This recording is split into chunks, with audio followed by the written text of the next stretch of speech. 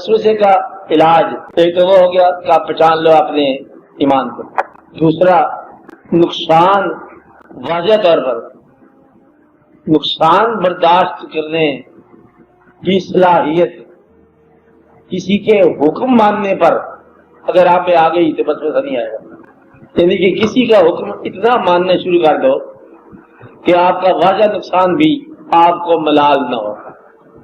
یہ دوستی میں ہوتا ہے، محبت میں ہوتا ہے کہ اس کے کہنے پر آپ نے کیا کیا، یہ بھی آپ نے اس کو دے دیا دوست کو، کہتے دوست تھا وہ میں نے کر دیا، دوست کے اندر عقل نہیں استعمال کیا، ایسے آدمی کو وسوسہ نہیں آئے گا۔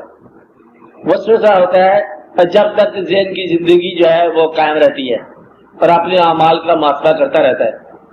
تو اس باب میں اللہ پر ایمان کے باب میں وسوسہ یہ پھر ایمان کا گن بن جاتا ہے۔ اس کے لیے کہتے ہیں کہ جس طرح شک ایمان کی نفی ہے، اسی طرح یقین جو ہے یہ ایمان کی حفاظت کرتا ہے۔ اپنے ایمان کو اگر آپ یقین بنا لو، یقین کا ثبوت کون ہے؟ آپ خود ہی۔ اللہ ہے ثابت کرو کہ میں خود ہی ثبوت ہوں۔ آپ کو جو خود ثبوت بن گیا اس کو بھی کوئی الگ ثبوت نہیں ملا کہ اللہ سے کہیں اس کی کوئی پرائیویٹ کنورسیشن ہوگی ہو، نہیں بات ہے، وہ خود ہی ثبوت بن گیا۔ اب جو خود ثبوت بن جائے گا اس کو ثبوت فراہم کر دیا جائے گا۔ لہذا اللہ پر اس حد تک بھروسہ کرو اور جس حد تک آمکانہ حد تک ممکن ہو۔ اگر آپ عقل کے مطابق چلو گے تو یہ وسوسے سے آپ بچ نہیں سکتے، وسوسہ جو ہے یہ قائم رہے گا۔ اس لیے وسوسے کو عبادت کی تیزی سے بھی قائم نہیں ہو سکتا کہ اگر آپ دور نہیں ہوتا، آپ زیادہ عبادت کرو تو۔ البتہ یہ کہ ذکر میں اگر محویت مل جائے تو وسوسہ ختم ہو جاتا ہے۔ ذکر کی محویت ایک محویت مقام ہے کہ ذکر میں ہے منم محو خیال او نمیدانم کجا رفتم، کسی کے خیال میں ہم چلے گھر سے آگے یہ نہیں پتا کہ کدھر سے کدھر چلا گیا، یعنی کہ انسان محویت مسافرت میں سفر بھول جائے۔ یہ ایسا مقام ہے کہ اپنی تلاش بھی بھول گیا اور تمہاری تلاش بھی بھول گئے، ایک ایسا مقام آ گیا۔ تو یہ ایک ایسا مقام ہے جہاں ایمان قائم ہو جاتا ہے اور وسوسہ نکل جاتا ہے۔ یہی وجہ ہے کہ آپ کو ہر بار یاد کرایا جاتا ہے، بار بار آپ کی زبان سے کہلوایا جاتا ہے سیدھی راہ دکھا، حالانکہ ایک بار دیکھ لی تو کافی ہے نا، لیکن بار بار آپ کو کہنا پڑتا ہے کہ سیدھی راہ دکھا، بار بار استغفار بتایا جاتا ہے تاکہ وہ وسوسہ جو ہے وہ آپ اس سے آزاد ہو جاؤ۔ اور وسوسے سے بچنے کا آسان طریقہ ہے کہ اعتماد شخصیت پر کر لینا چاہیے۔ شخصیت سے مراد یہ ہے کہ جو آپ کہو، دو طریقے ہیں زندگی گزارنے کے۔ ایک یہ ہے کہ آپ اپنی شعور کے مطابق اپنی آئیڈینٹی کو خود دریافت کر کے خود ہی اس کا ایک مقام تعین کر کے آپ فیصلہ کر لو کہ یہ ہم نے کرنا ہے، ہم یہ بنیں گے، ہم یہ بن چکے ہیں، یہ بننے والے ہیں۔ یہ ایک طریقہ ہے۔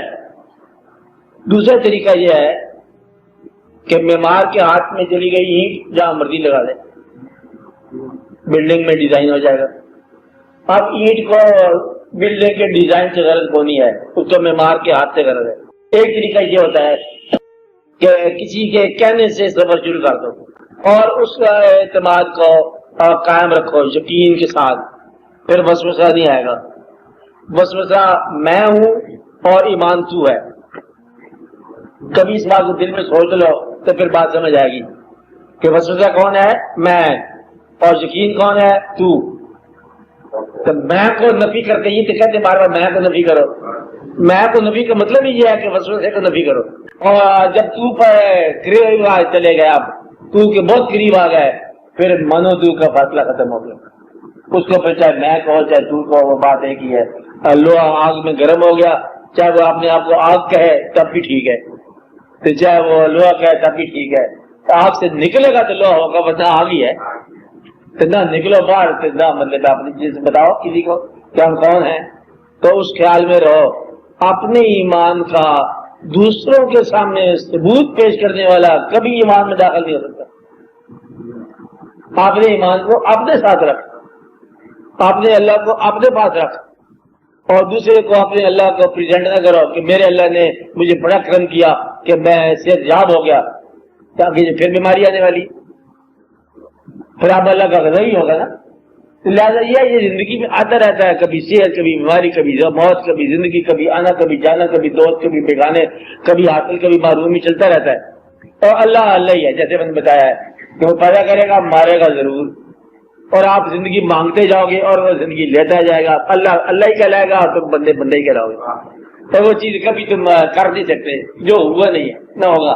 اس لیے آپ نے دیکھا کہ زندگی میں موٹی موٹی بات یہ ہے کہ آپ علم حاصل کرتے ہو، علم کا نتیجہ کہیں ایسا نہ ہو جائے کہ بے علمی یا کم علمی بن جائے یا جہالت بن جائے، یہ ضرور دیکھنا۔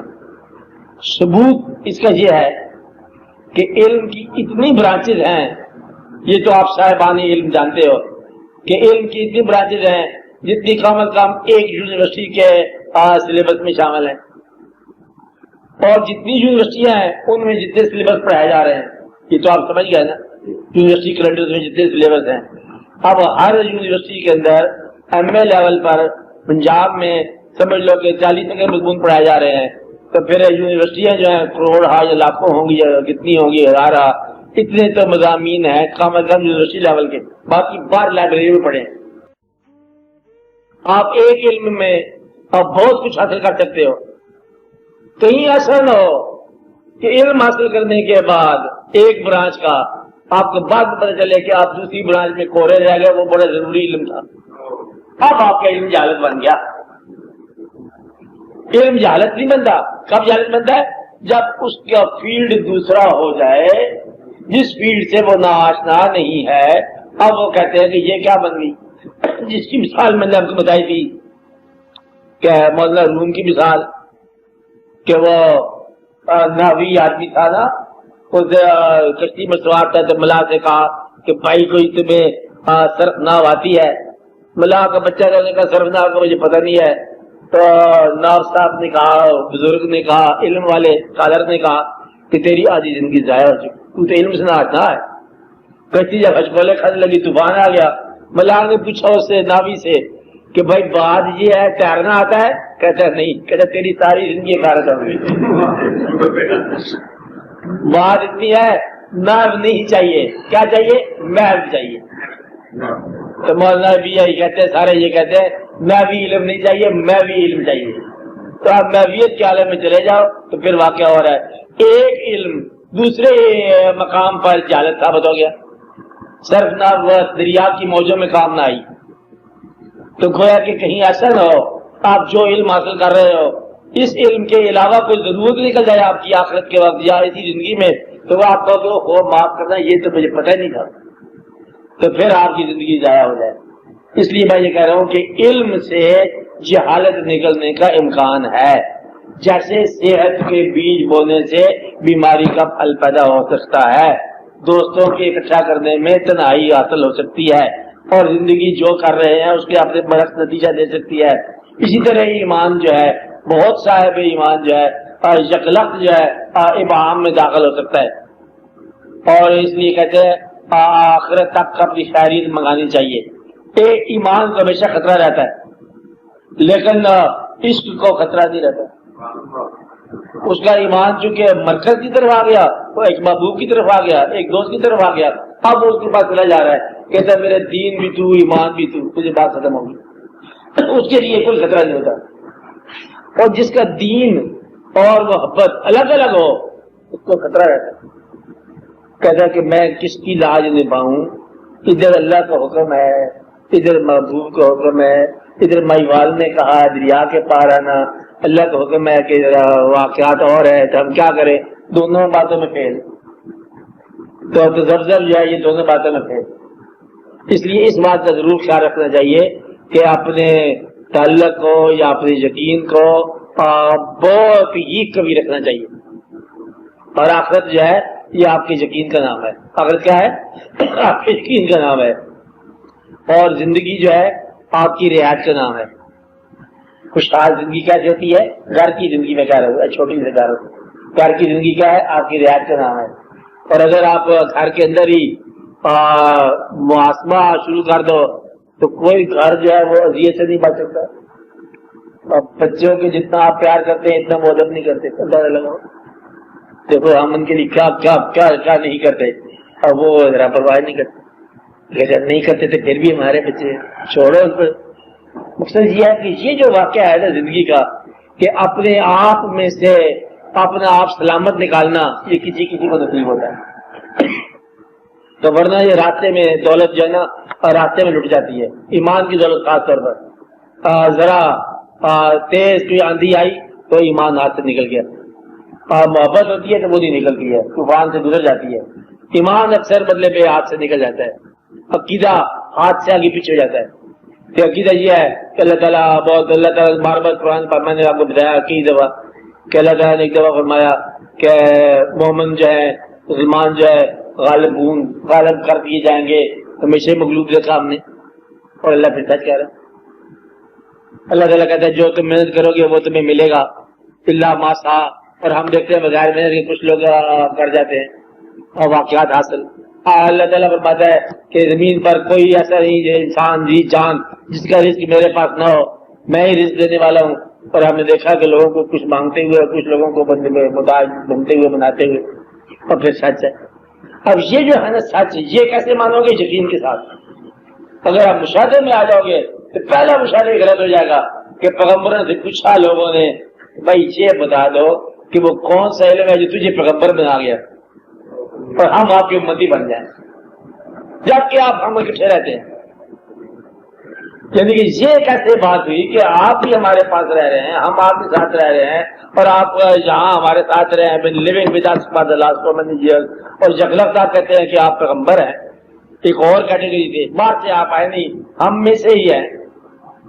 یعنی کہ وہ کون سا آپ نے عمل کیا کہ آپ پیغمبر بن گئے, اللہ آپ سے ہم کلام ہو گیا, آپ اللہ کے محبوب صلی اللہ علیہ وسلم ہو گئے. اب ہمیں بتا دو. یہ ثابت کو نہیں کر سکتے. جب آپ کو یہ پتہ چل جائے کہ اللہ کسی سے محبت کرتا ہے تو وجہ نہ دریافت کرو, آپ بھی اس سے محبت ضرور کر دو. اب وجہ دریافت کرنے سے سارا کھیل خراب ہو جائے گا.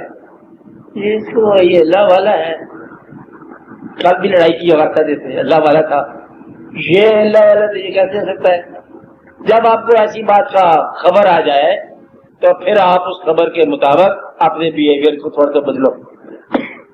خاص طور پر جب آپ کسی انسان کو بزرگ کہہ لو, مگر کسی کو آپ نے چچا کہہ دیا, چچا نہیں تھا کہہ دیا, جب کہہ دیا تو اس کے کوئی اعمال میں کمی بیشی آ گئی تو پھر آپ اپنے ریلیشن جو کہا ہے دباؤ اس کو, پھر اس میں کمی بیشی نہ کرنا.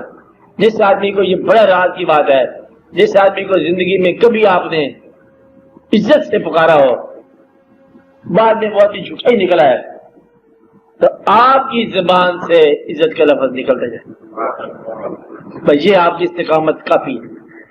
ہر دفعہ آپ پرائمری پاس کرتے ہو چھوٹی کلاسیں اور استاد آپ کو پڑھاتے ہیں الف بے سے شروع کراتے ہیں اور آپ علم میں یونیورسٹی پاس کر جاتے ہو, اس آدمی کا ویسے ہی عزت کرو جیسے آپ آج ہی پہلی جماعت میں پڑھ رہے ہیں. بس یہ ہے آپ کے کمال کہ شروع کے جو اساتذہ ہیں آپ کے آپ علم سے کم ہیں, آپ اس کو پڑھا بھی سکتے ہو لیکن ان کا ادب ویسے ہی کرو جیسے کہ آپ نے بچپن میں کیا. یہ یہاں سے آپ کو یقین کی دولت ملے گی. سرمایہ ہے یقین کہتے ہیں. تو وسوسہ شیطان کی طرف سے ہے, اس لیے کہتے ہیں کہ ذہن جو ہے عروج کے راستے میں وسوسہ یا شیطان کا کام کرتا ہے. اور ذہن جو ہے عقل, آپ کی عقل جو ہے یہ مشاہدہ نہیں حاصل کر سکتی. اس مشاہدہ کرتا ہے, دل مشاہدہ کرتا ہے, وجدان مشاہدہ کرتا ہے. آپ یوں کہو کہ عقل جو ہے اس کی انتہائی فلائٹ جو ہے نا یہ سدرۃ المنتہا ہے. اس لیے کچھ لوگوں نے اس تمثیل کو یہ کہا عقل جبریل ہے اور یہ جو قلب ہے یہ لوح محفوظ ہے. آپ نے کہا اگر اس کے اوپر بدلے بے سارے عرفان و ایقان کے تجلیات ہیں تو عقل جو ہے وہاں تک نہیں پہنچ سکتی, عقل حجاب ہے. اس لیے بتایا گیا کہ عقل جو ہے اس راستے کے اندر وسوسہ پیدا کرتی رہتی, عقل سے بچنی چاہیے. تو وسوسے کو خیرات کے ذریعے اس سے بچو, وسوسہ پیدا ہو جائے گا تو جس خیال کے خلاف وسوسہ ہے اس خیال کے اور قریب ہو جائے گا. آپ کو عبادت پر وسوسہ آ جائے گا اور عبادت شروع کر دیں. تو آپ وہ شروع کر جاتے کاروبار، سمجھو کہ شیطان نے آپ کو تسلیم کر لیا کہ آپ یقین والے ہو گئے، ایمان والے ہو گئے، بڑی مبارک بات ہوگی نا۔ چھوٹے موٹے کو تو گمراہ نہیں کرتا، وہ تو کہتا ہے پہلے آپ کا بھائی ہے، خود ہی کام کر رہا ہے گمراہی والا، جب دیکھتا ہے کہ واقعی ٹھیک ہونے لگا ہے پھر وسوسے سے بھیجتا ہے۔ تو گویا کہ یہ آپ کے ایمان کی ریکگنیشن ہے، آگے وسوسہ کر رہا ہے، اب آپ کا کام ہے کہ اب آپ اور استقامت پیدا کرو کہ وسوسہ آ گیا سمجھو کہ ایمان آپ کے اندر ہے، کیونکہ باقی تو زندگی ہی وسوسے سے ہوتی ہے، اس بیچارے کو کیا پتا، اسی وسوسے سے بچنا چاہیے، وسوسے سے پیچھے دور ہے، بس ان سے نکلنا چاہیے، اپنے الفاظ کو بدلنا نہیں چاہیے، چھوٹی زندگی میں خوشی حاصل کرنی چاہیے، گھر کے ماحول میں، گھر کے آنگن میں کبھی فیصلے جو ہے نا عقل کے ساتھ نہ کرنا۔ گھر کا ماحول نہیں ہوتا، گھر کے بچے جہاں ہوتے ہیں وہاں عقل شکل کی بات نہیں ہوتی، وہاں محبت کی بات ہوتی ہے۔ تو اگر عقل سے آپ چلو گے ساری چوپڑ ہو جائے گا کاروبار، اسی محبت کے ساتھ، غور کے ساتھ، فکر کے ساتھ، وسوسہ اللہ کرے گا نکل جائے گا۔